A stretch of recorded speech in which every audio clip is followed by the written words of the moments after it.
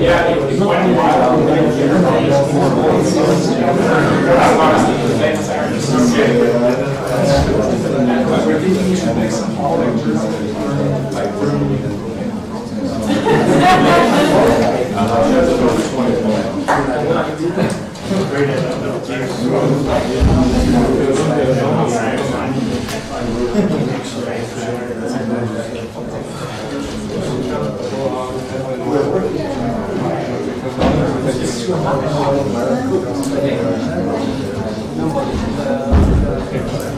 Okay, so let us start again. So the last speaker is Hugo Herbelin.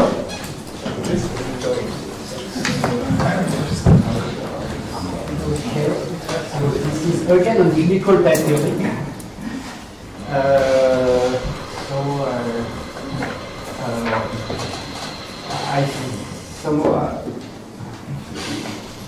Biblical type theory is already quite old, maybe 4 years at least. I started to look at it only a few months ago, and to do a class, and I wanted to understand it better. So what I present is a lot of work in progress, but I think with some ideas on the directions, opportunity to think about biblical type theory. So there's a lot of missing parts to do a complete work, but I think that there are small ideas to take here and there. So basically, maybe where I can say things, it's about first the higher dimension, what I call higher dimensional structure of variable, is that when you define a variable in the context of formal variable of a formal interval, this variable in a type which can depend on this variable. It represents a variable of n cube, and so there are extra data to get the faces of this n cube represented by a variable, and faces on this and so on. A second point maybe is anecdotic, or I don't know. So it's trying to understand how much the structure has to be in the interval rather than in the language of term. And I will investigate how, maybe it's done, I have no idea, but I wanted to look how it looks, and to have, instead of a reverse in the language of the interval, to have an inverse in the language of terms, and similarly for connections. So the third part, so it's about trying to see equality directly as being defined by an equivalence. So this is far from new idea. I think at least already in Princeton it was in the air. This idea it was advocated by Thurston and other people. And so this is what I will investigate there. And probably a key feature is that there is no planned composition to define transport, but just the ordinary composition, which we can see as a transitivity of equality with a populational content. So the syntax. So when I discovered this language, on the way you can play with cubes like a child, and build line, square, cubes, hypercubes, and rotate them and do many operations on them. I find this fabulous. And this is why my language, the variable I use for my language, there are so many variables. So there are still the terms or points, the type, but now we have line. I will use these terms for lines. I will use these names for, it's not very visible, but it's a Greek letter for squares, square of terms. I will use this letter for squares of type, and I will start to use Hebraic alphabet for cubes. and E for an arbitrary cubes or hypercubes of types. To make it simple, I don't consider dependent product, I don't consider sigma types. I mean, I started to look at them, and I think it's quite standard. It just added structure and it commutes with equality quite nicely.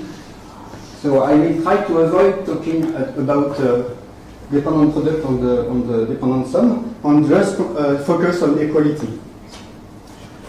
So equality is just I have one equality which is heterogeneous. So there is an annotation. So it's not an equality in a type. It's like I don't remember. There are so many talks about it.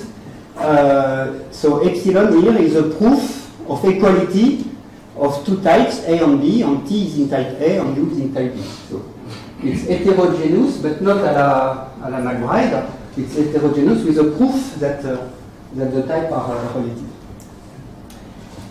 So we have abstraction over I don't know if we should say direction, axe, or dimension. It's still not clear to me, but dimension is more about the number of directions. Okay, I shall use direction.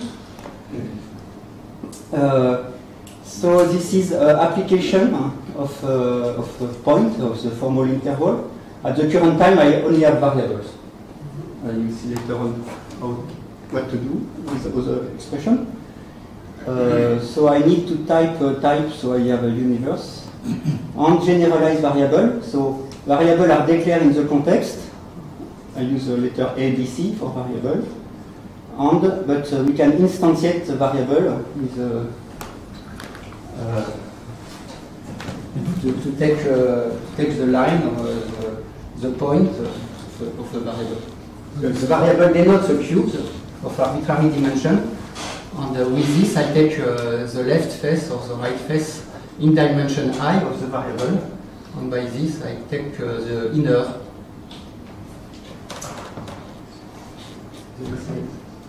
So what's the last time? What's star? So I think I take it from you use star also for. Oh, I see. Yeah. Is to represent. So star this. So this variable will represent a triple somehow of a point. So On the line between of 2 points on the line between 2 points, and the star will denote the line. So the star proves that x0 equals x1. Yes. So we can look at the rule. No, not yet for the variable. These are the rule for just for equality.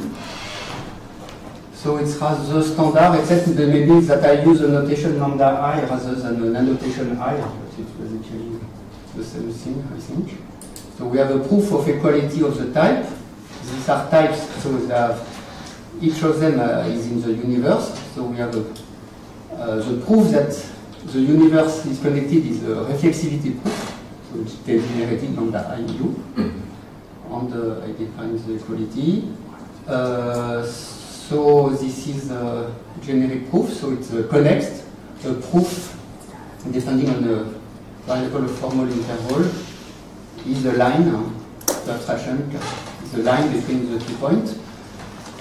So as an experiment, it's obviously just cosmetic, but I made the 0 and 1, the substitution of the endpoint, effective rather than explicit. So in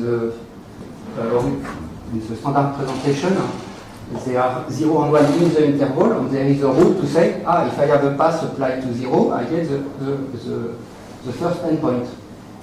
Here, here, it has to be seen, to be understood, as an explicit substitution. It will replace every term applied to E dynamically, instantly, as the endpoint of the line to which 0 is applied. I don't give the definition, but it's completely structural. So it's not essential. It's just design. It's just experimenting with different design shots. So just maybe color seems like this. I don't know. other explanations. So I took the habit to write the reflexivity proof like this.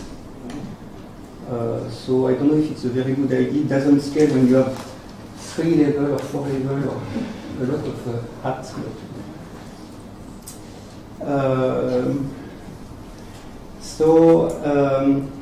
To shorten the notation also, if t is a term depending on some variable, I will write t of 0 without making explicit, replacing the I by 0 to mean the substitution. So it's a bit of work to express this because there is a it's defined on the derivation, computing the type of the variable to which you apply, but it makes notation simpler. And since it's all about equality, equality is everywhere. So I use this, and this symbol for the equality in the type theory, this symbol for the definitional equality of the meta language, and this symbol for, I don't know if I should say definitional equality, because at the end there are observational rules which are not strictly speaking definitional, but this is the congruence that we give on type theory, assuming that so to be defined correctly, the congruence has to be compatible with all the rules.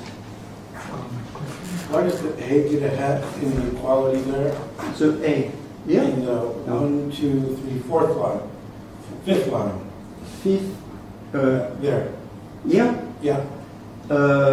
It's the proof Yes. of equality of the type of T and the type of T. Both T and T have type A, so I need a proof of A equal A. On the proof of A equal A, the proof of reflexivity of A. So it's lambda I A.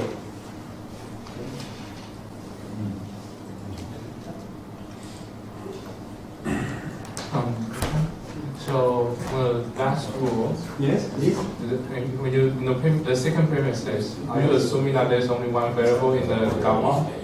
There is only one So tau, in tau, sorry. tau, yes? Are you assuming that there's only one variable in the tau? Yes, I put the general description when tau will be enriched with further construction, but generally tau is necessarily a variable. So tau is a variable I and it has to be defined in gamma. But can also be 0 or 1. No, there is no, there is no 0 and 1 doesn't. I made an interval which contains only variable. There is no 0 and 1. 0 and 1 are introduced only by this rule, and they are computed on the fly.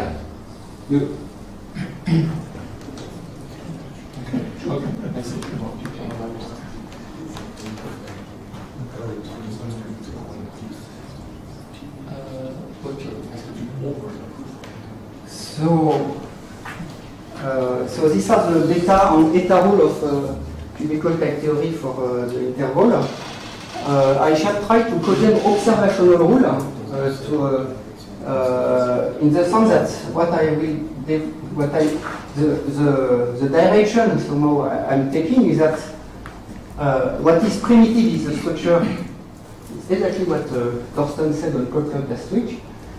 Equality is associated to a type, or to an omega group point, and equality, as it is here, is a generic equality representing properties, uniform properties of equality.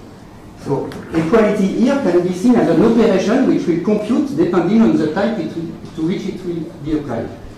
And similarly, the lambda I on the application here, I could have put tau actually, also will be seen as operation which work on term to build a structure, constructed structure of the underlying omega group points. So there is a transversal, it's a view where there is a transversal language, the language of equality with the equal symbol on the lambda I on the application, which works universally for all kinds of group points. All kind of type I can define, the natural number, the sphere, pi type, sigma type, but this remain destructors in some sense. This remain operation on the structure. So this is why I call them observational rule. They are not essential to compute. If we have a closed expression, we don't need them to compute, because they will themselves reduce to other expression which we compute, but we can admit them as they are valid for observationally.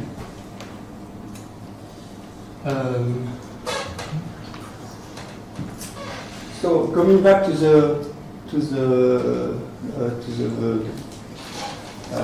being able to denote expression of a variable, so the faces of a variable. So the rules are this one. So it's trivial. So we have so we start from A in a context. So we can instantiate taking its faces, and we can take another faces on left or right face if we didn't already instantiate I. And we can take the line between these faces.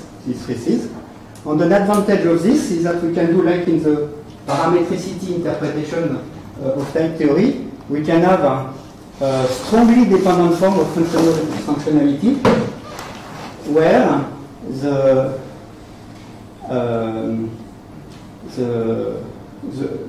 two functions we compare may be in different types. So we have a proof.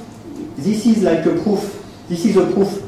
I write it dependent in I, but this is a proof of equality between, this is morally a proof of equality between A0 and A1. This is a proof of equality of B0 and B1 under the assumption that A is a line between, is both a point in A0, a point in A1, and a line between A0 and B1. All of this because A is the context of I, and I can access these three components of A and build then this general form of functionality where we can see the proof terms. So the standard non-dependent form is just commutation of a term variable and a formal interval variable. So here it's the same, but in the commutation, because the variable dependent I, it's in the commutation the variable becomes triple. Yeah, is detripled. It's tripled. So then we have a proof here of this form of functionality. Questions. So is it important for the I remains in the dimensional direction in the conclusion of the three rules? Here? You mean here? In all rules, is it important for I to remain? But in practice, I mean, R is defined in the context of I. Then this dependency can be trivial, or it will be just trivial degeneracy. So it may depend, but not necessarily. Does it answer your question? Or? So I'm saying that is it important to have this rule instead of another version where I is also substituted in the gammas? I don't understand the question. I is a variable in gamma. It's declared in gamma. Then we can. Then we have to ask whether the variable is removed from gamma after the substitution. No, I is not removed from gamma after substitution. You understand that, and is it important to do this in this way? That it's not removed? Right, is it important to not remove Yes, it? because there can be, the rest of the derivation can depend on I also, and there is no reason to. Okay. No, that doesn't.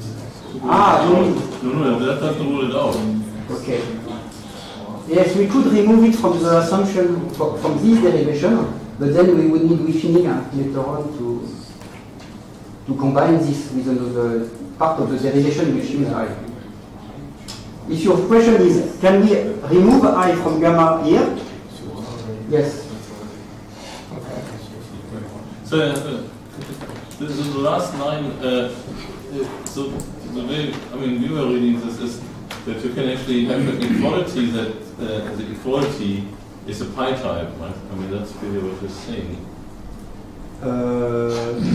Okay. Here, equality. Yes, it's this is a proof of equality of the type of F0 on the right. one. Yes. And Okay, it's basically a pi type. Yes, this is a pi type. Yeah. This is a pi type dependent on the variable, on the formal interval variables.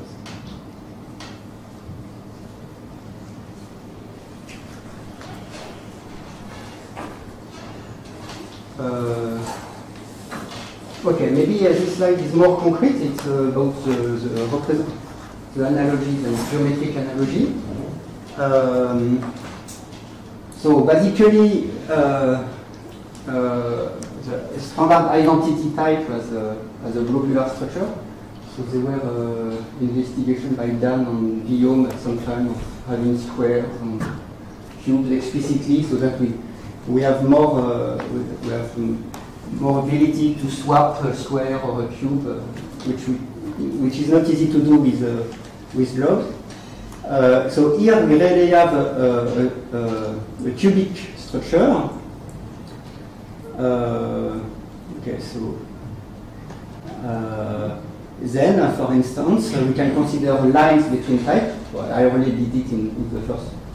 I already mentioned this kind of object, but more explicitly, then we can have a line between types, and this line is an object of type this equality, where we have a hat here, because A is recursively A and B should be in a type in two types which have to be proved equal. So a line between types, a line between terms T of type A and U of type B. So the A and B have to be connected by a line of the form above, and so it's a term of this type. Then we start to see a pattern, but I think it's not very visible. It's a new contributor,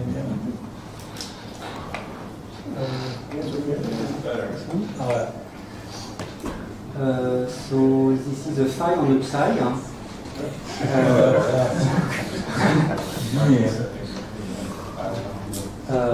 So a square, a geometrical square of types, so all are in the universe, connected by lines, so with the constraint that they have the same endpoint here and there.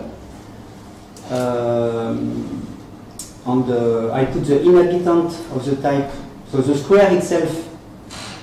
In the informal language, there is easily a confusion between the type of a square and the square itself. So then there is a shape of the square, and there is the inner, let's say, which is an inhabitant of it. So in the correspondence, we should have a term of the square. So E is a square, and the arrow indicates in which way the square is rotated. The same way as they were axes. When we consider judgment in a context with a variable of in the formal interval, we give direction to indicate the order of variable.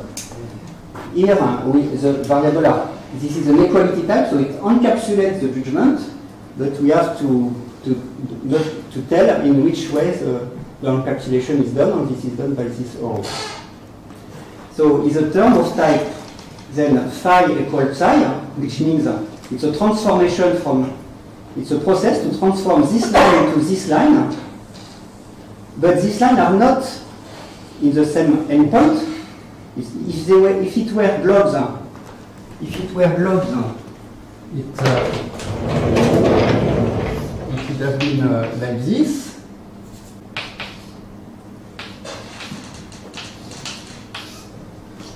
But it's not a globe, it's really cubes, and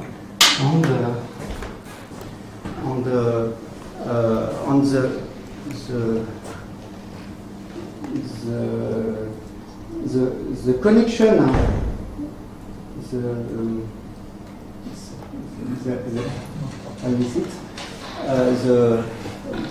the line here are connecting the two types, are connecting the type A equal B of phi and the type C equal D of phi.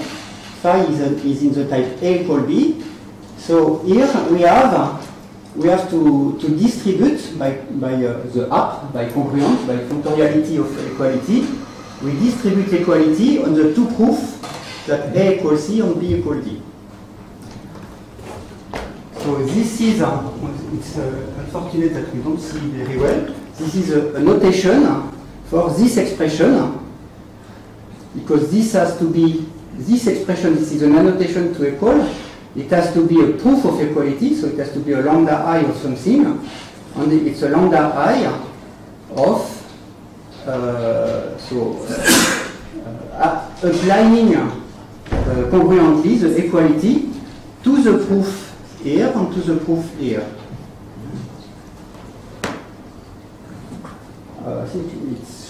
I guess it's completely standard for everyone familiar, but maybe not for everyone not familiar. And then we can do the same thing for a square, on the square, so we'll have a type of this form, P equal Q, and R equal S, R equal S, and the type of the square. So if we have a type of square here, this square will be typed pointwise with this type. So T will be type of type A, with W of type D, and this is represented syntactically in type theory as this nested equality type. And if E is a, we can go to the cubic step. So this is a cube. So I don't give a name explicitly to the point onto the lines. The cube is witnessed by some aleph with the face alpha on this side, beta on the other side, gamma here, delta here, and we can get the endpoint of this square, and it's represented by this type where we see the nested structure, where the second equality is annotated by a proof of equality, which this time has two abstraction over two variables of the formal interval. So we can easily see that later on, if we take a cube of dimension 4, we will have the same pattern of nesting, and it starts to be useful to think about a cube, to think at equality as more generally as equality of n cubes with faces, not just t on u, but arbitrary number of faces, alpha 1, alpha n faces for n cube on one side, and beta 1, beta n on the other side.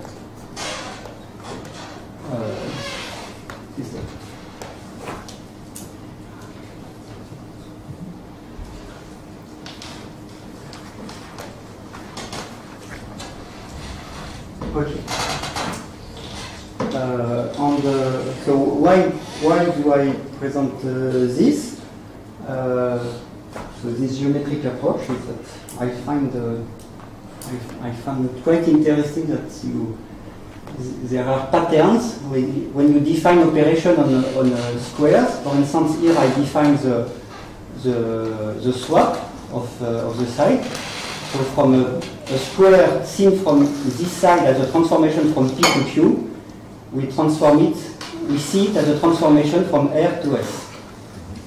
And this is just obtained by swapping the indices, so lambda Ij, alpha applied to Ji. And on the type structure, so which means on the faces, if alpha has this type, then the swap will have this type. And we can see a pattern also which shall see every time, is that if we have an operation on a cube of some type here, E, the operation will apply recursively on the structure. I have no idea whether this is standard or not.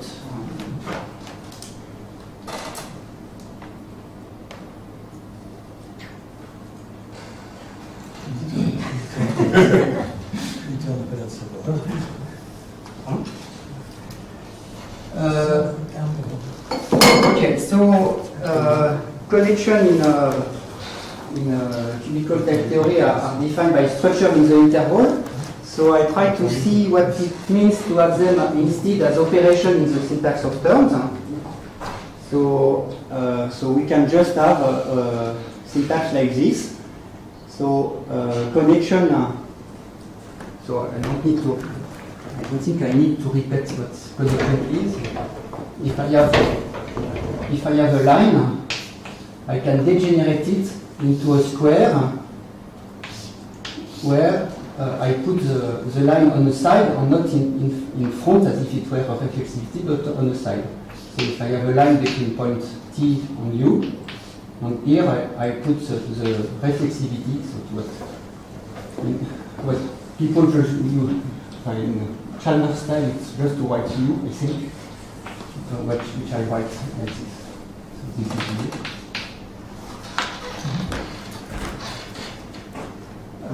Actually, because Chalmers style is about judgment, and here I'm talking about equality, object in inequality. So I use this notation, which is not very robust to moving from bottom up to top down, but this is this connection, and this is the other connection. But then there are many rules to apply to.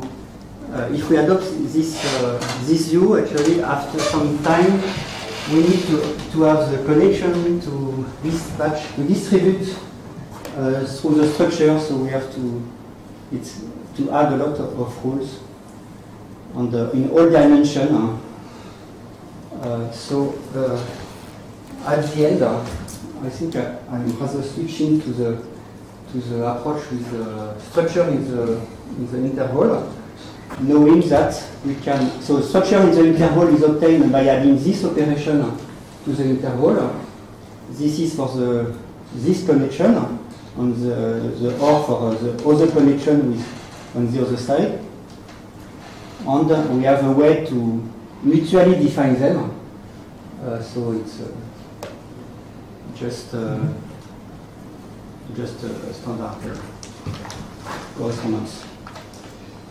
The same for inverse. So I started to have inverse defined like this because I find it very natural. It's very common to reason like this rather than with structure in the interval. And the same, if we have this, we have to propagate the inverse through the structure. And they are mutually defined by adding this connection, this notation, this constructor to the interval. We can go from one to the other using this equation. So then, from now on, I'm using this structure for the interval. So I'm going stepwise. So adding rules only by necessity.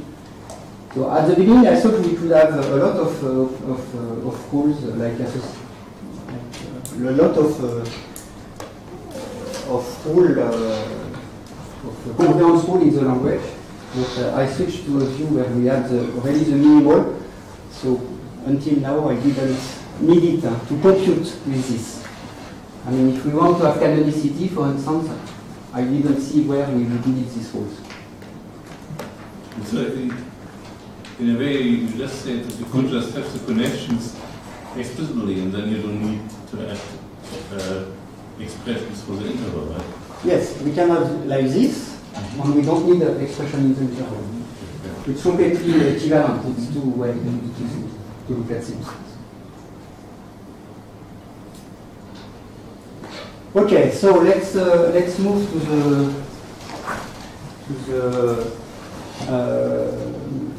to equality on type seen as a equivalence. So these are somehow a list of the direction I try to follow. So I already said a bit. So when we define a type, we define its equality with it. So if we have the natural number, we define equality on natural numbers. So quite standard ideas. I define equality on pi types as a functional functionality by distributing the product on outside. So as I said, I try now to see the structure of cubical type theory, the structure about equality in cubical type theory as a structure which computes, which is macro, some kind of macro language on top of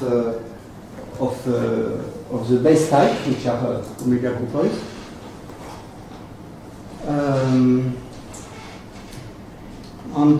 So then we have to define equality, of course, for the universe. And the obvious choice is to take equivalence. Is it so obvious choice? I don't know. If you would like to move to directly type theory, maybe it's not univalence but just morphism. But I try at some point to maintain both direction, but of course we limit the ability to transport if we don't take equivalence and we just take morphism. But I was motivated by considering morphism for in the context of Koch, there is a tactic to do statoid rewriting, which works also with order relation. And I wanted to understand how all the infrastructure to transport inside cubical type theory can be applied to modelize statoid rewrite on orders in Koch. So, this is not the point today.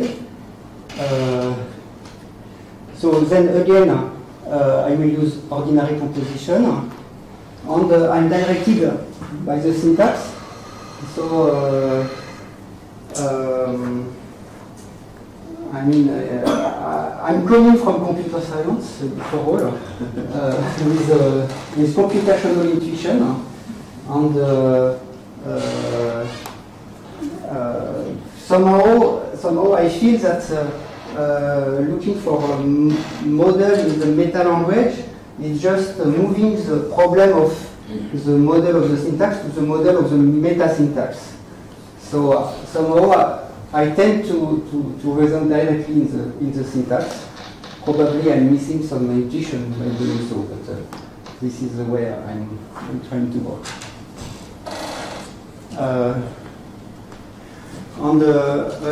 But also a way to proceed is also to think at the parametricity translation, so the way Torsten and Ambrus try to do.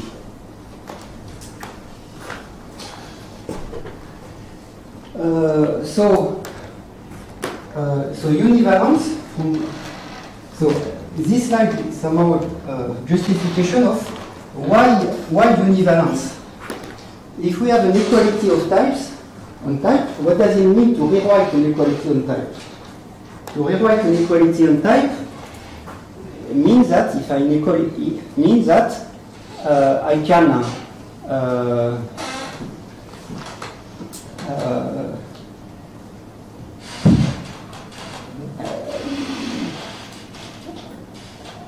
in any object of type A can be replaced by an object of type B. So it means I have a map which I write like this with a row. So it's a transport on the right from A to B. But we can do the reverse, of course, by symmetry of equality and transport from B to A. And this rewriting have to be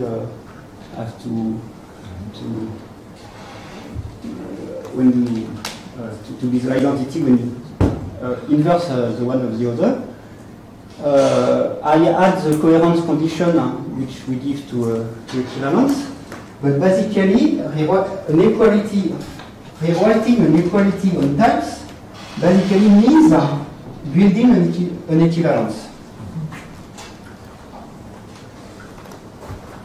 So then it's extremely natural to say that an equality of type is exactly an equivalence. So what I'm doing, so it starts to be maybe a lot of syntax, but even though I have no dependent product, no sigma type, so I formulate the equivalence just in a pure way without connective. So this is why I don't consider a function from A to B, but a term of type B in the context of where A is of type A. So I have a structure. I say that if I have a F, a G, a proof that they are inverse of each other in a coherent way, then I can build a tuple of this information. This is an equivalence, and say that this equivalence is a proof of equality between A and B, which is at the same time containing the information of how to rewrite from A to B and from B to A. Question? Did you miss the app on the right-hand side of the last previous? Did I miss what? The Q of app of F of A, or Q? the right-hand? Yeah. Right, this part, yes. Q of F, no, I don't think so. It's a proof in FGF equal F, which is obtained by composing on the right Q, on the left P. And then it's like a tuple. I have the introduction rule for tuple, and I have the destruction rule for tuple to take the component of each tuple. And taking the component of this, the first component of this tuple is exactly rewriting. Questions? I don't know. Sometimes the U has a hat, and sometimes it doesn't. The U without the hat is correct on the equals. Sorry? The conclusion of the rule, the U has no hat. Ah, then it's a mistake. Hat is missing.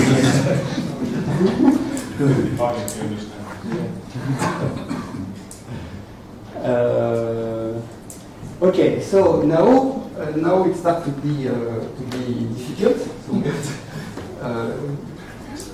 So we have the direction, but how to implement it.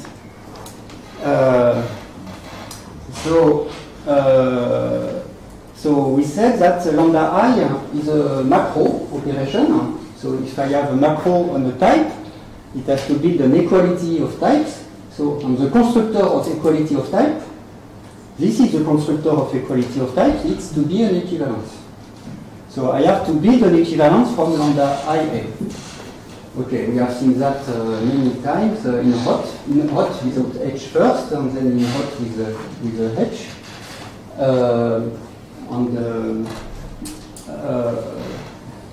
Here I have a simple language, I have only equality, so basically this means how to rewrite through an equality. I have to do the reverse operation. If I have a proof of A equal B, I can instantiate it with a formal object of the a term of the formal interval, and I have to build a type from it. We have to understand what it means to have cubes, n cubes of types. So then we shall use standard composition rather than cal composition. So standard composition is just this rule, so like we have introduced inverse and connection as expression on terms. We can just have the composition, and we have still the same pattern that composition of a term is in a type which is a composition of the proof of equality of the types. So there is regularities that we can observe systematically. An operation on expression gives a result of a type which recursively gives the same expression. So then now that we have the composition, we want to and if I have so where is the type I'm transporting? I have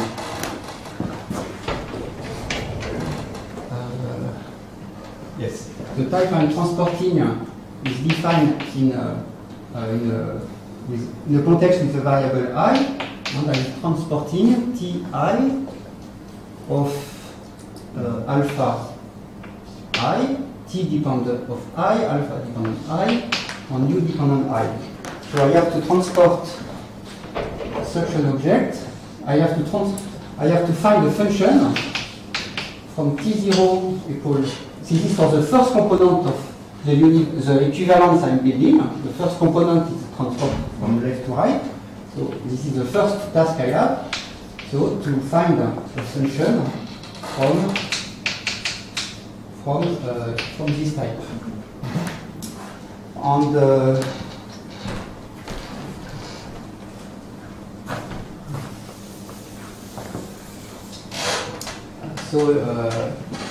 with scan composition, there is a set of faces. So this operation of transporting is accumulating the faces, is accumulating the information of T and U that we traverse, and it accumulates a set of faces for the transport. So here we don't accumulate them, we use composition to build the new function like this. So here I have some the notation is I have P from T0 equal U0. I have T or lambda I Ti, which is a proof between T0 and T1. I have U here, which is a proof between U0 and U1. And I want to build a proof here, which is a proof of in T1 U1 equal alpha 1. So there is an obvious way to do it, which is, because I have inverse, to go this way, to commute, to compose this way. So this is what is doing here. I'm composing T in the reverse direction, then P, then U. And I get my object connecting T1 and U1. I'm almost happy, yes? Is this strictly associative, the operation? I didn't really decide it yet. Probably yes. Okay.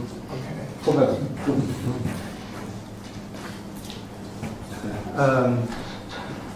Somehow we have the model of Martinov type theory where we can be almost fully weak, and it works.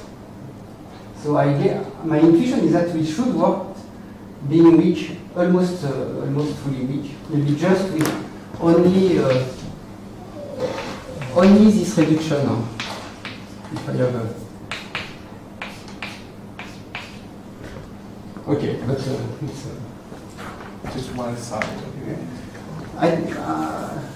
I don't. I think many things are possible, but I don't know what is really possible. Basically, the question is to find which rules are compatible with the rest of the structure, which and probably there are more than we know now. But so then we have this object connecting T1 and U1. We are almost done, except that composition is building an object in a type which is a composition of the type of the object. So here, by composing this, what I obtain is an object which is in T1 equal U1 of, so I have to, which is in the type,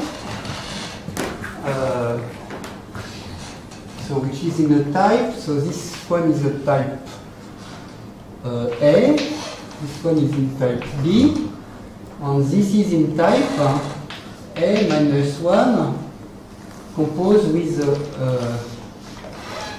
the type here, which is alpha, composed with B, on what alpha 0. And what I want is this. So I need to add a small coercion, which I call alpha L, and, which is obtained by a connection. So I didn't give the exact expression. I can recompute it.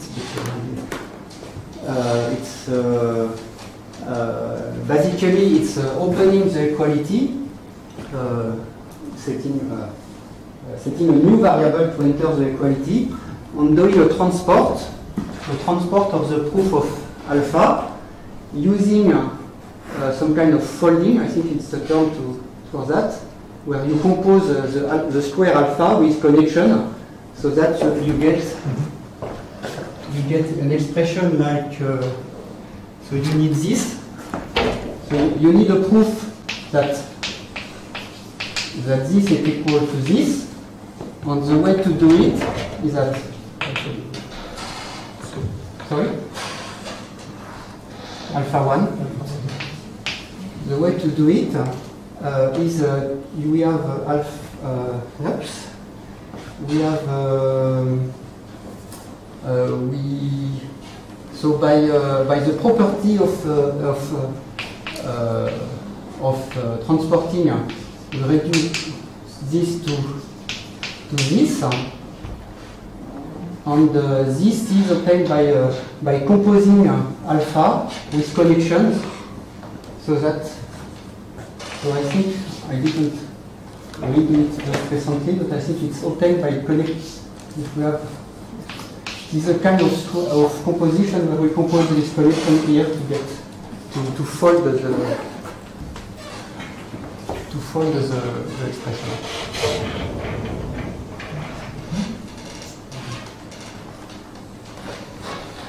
And so this glue is necessary.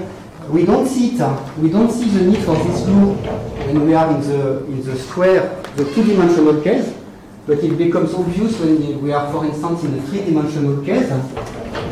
Because if I have a cube like this, and what I know is this tube with the face behind and below, and I want to transfer this face on the other side, and I compose the face below here, the face behind here, with this one, but I did nothing with this one.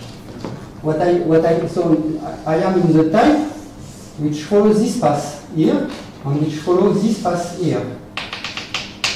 So I need this glue. This glue will exactly apply the faces on top and below to turn this type here into this type.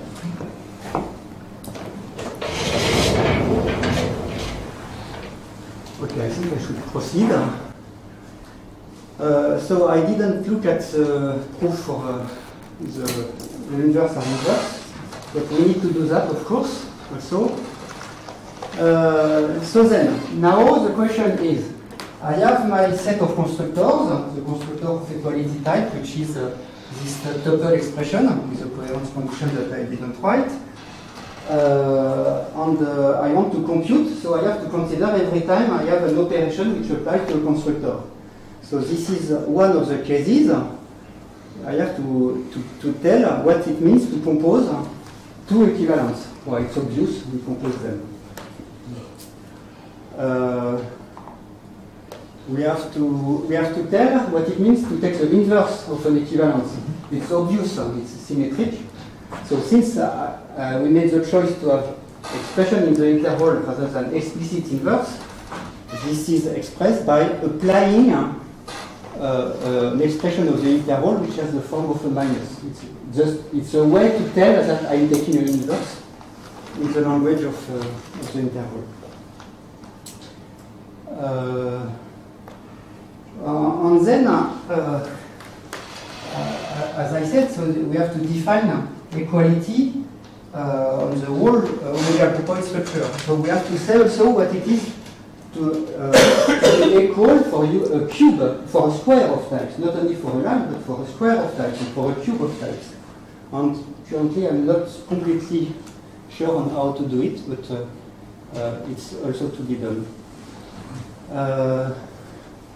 An interesting case is also the case, so when we compare two types, we have a proof that the types, when we compare two terms, we have a proof that the type of the term are equal, but this proof of equality can be an equivalence, a non-trivial equivalence, made by, like, I don't know, like between the pi1 of the sphere and z, or anything. And I have to tell how it computes. So basically, the answer will be to apply the equivalence on one side. Okay, so now guided by canonicity on the opposition between operation and constructors, we have a set of reduction rules we have no choice to have, which are really definitional, in the sense that they explain how to compute the operation from the, when applied on constructors. And now then we can adapt the view that all of the rules which are about the structure are observational. What of them, what kind of observational rule can we have?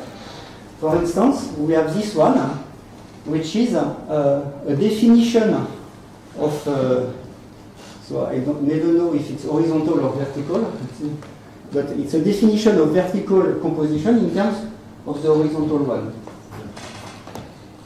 which basically correspond to, if we have a square and we compose the square on the main, the apparent faces, the first faces of the definition, then we can reduce this to a composition on the other faces.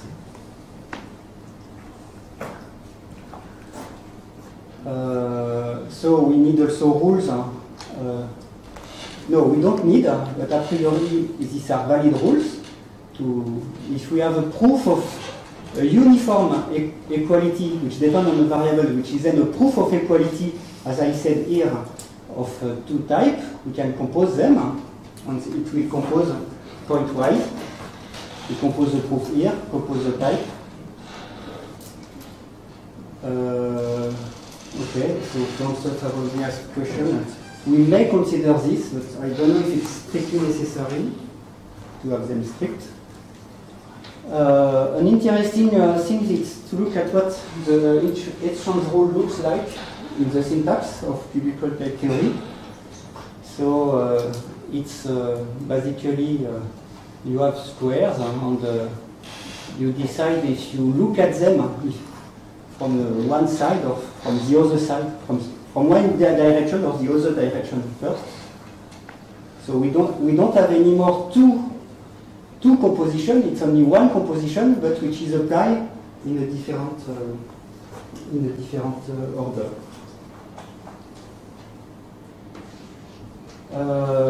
Okay, so there have been a lot of discussion about whether in cubical type theory we can have J which reduces on RFL. So this is typically also an observational rule. So in the syntax as I have it, I don't see I don't see a reason not to have it, and then to have to identify a proof of reflexivity lambda IA with the trivial equivalence. Okay, this is that's it. Okay. Thank you.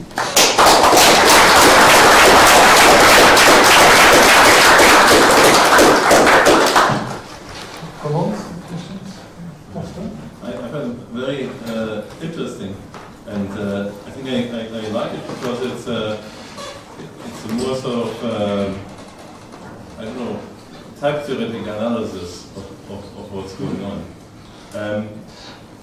So one thing I wonder is when we defined the equality in the universe, we used a symmetric version of equality. So we say equivalence is if there's a relation which is actually the equality. Yes, I know, it's very nice. And then very both nice directions are contractible. Mm-hmm. Do you think that's easier, or did you try it? So basically, it's a definition which says there exists a predicate, Yes. which is the equality. Yes, so the equality is exactly. Yes, it's a very nice predicate. Maybe I can use it.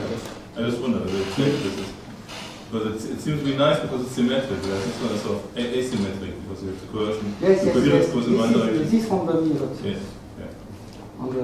And besides your proposition, I don't know any which are symmetric. No questions? No.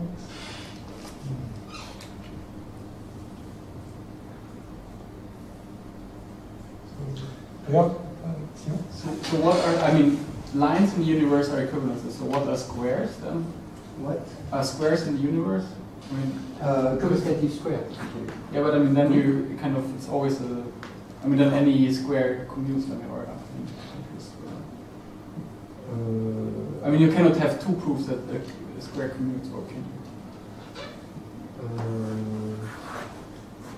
Yes, and then? I mean, do you want your universe to be a group audit, or I mean, it's not quite clear what. Yeah. I mean, the universe itself is always constant because it's a constant. It's not depending on anything.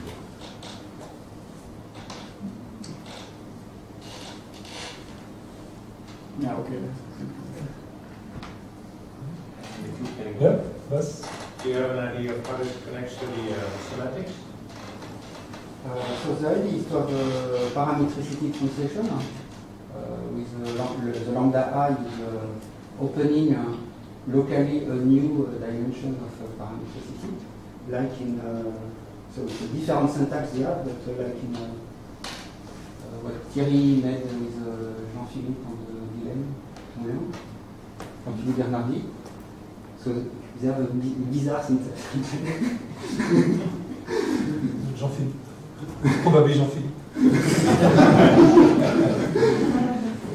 But the syntax of cubical type theory is much nicer than the syntax of they had for iterative parametricity. But the idea is to connect this syntax to what they did in, or what Thorsten and Ambrose started to do. So it should be the same model, or it should be possible. You conjecture that it's your syntax is interpretable in that model. Yes.